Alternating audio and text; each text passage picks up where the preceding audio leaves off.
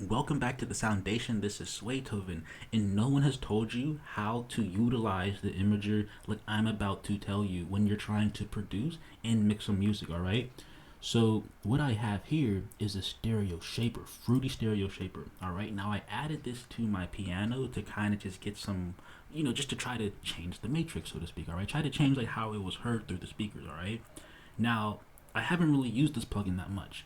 So what I recently downloaded because I thought it was going to do.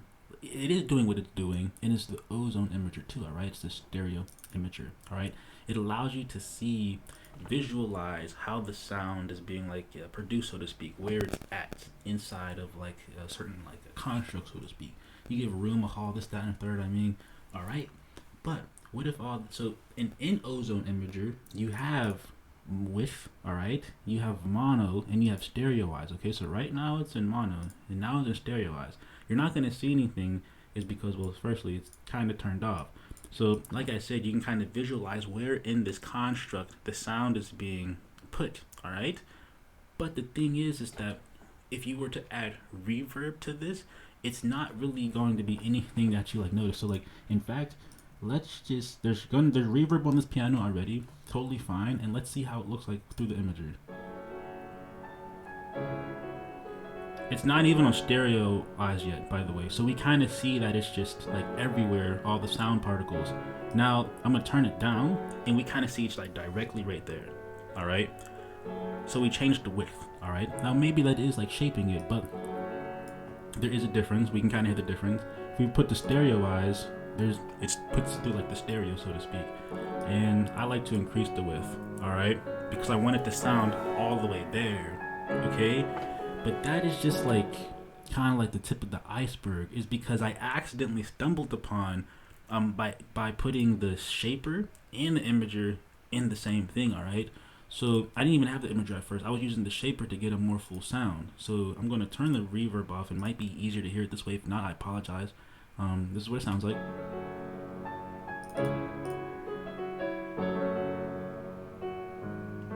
And I'm gonna turn it on. There's a difference, trust me, alright?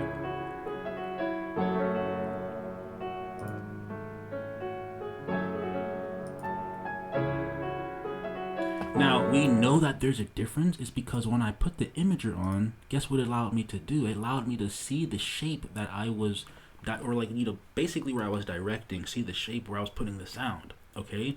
And let's pay close attention to these settings is because before I like mess with them, all right, in the last recording, I had more sound going out through like the right output. Okay, and that's going to be interesting is because, well, if there's more sound going out through the right side, what do you think the sound and how you think you're going to visualize that?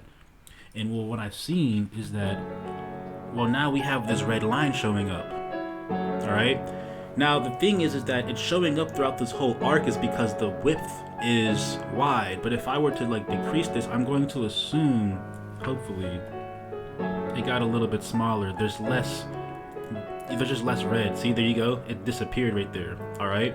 It's on stereo still, meaning that you at least now know where your sound's being directed.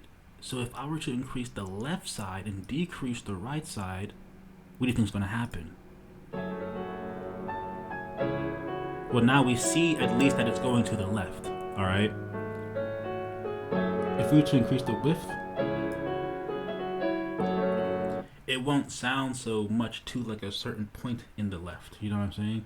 I think that might be too much in the left. I think there still should be some in the right. It's really like increasing like the volume. It's like more panning and stuff like that. I'd imagine that's what I'm assuming. And adding the reverb makes it seem further away. So like that's when you have to now use your ears, of course. So we're gonna apply that reverb and see how far back it sounds.